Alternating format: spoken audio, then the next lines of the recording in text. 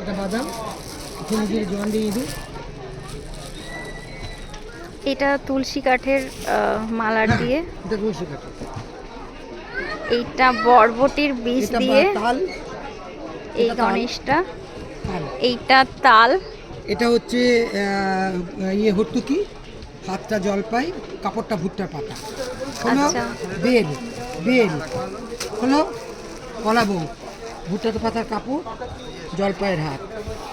দুটো গণেশটা দুটো ইঁদুরকে জড়িয়ে ধরে আছে। এটা একটা পাতা দিয়ে তৈরি।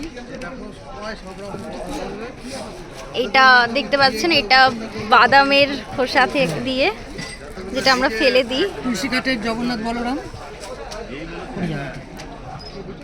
এই যে তুলসী কাঠের জগন্নাথ বলরাম সুভদ্রা। ডাব। ডাব।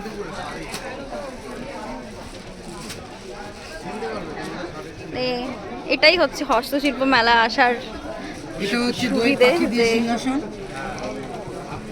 এই যে শিল্পী যিনি দেখাচ্ছেন, ওনারই সৃষ্টি। আমার সৃষ্টি, আমার কোনো লোক নিয়ে হেল্প করা।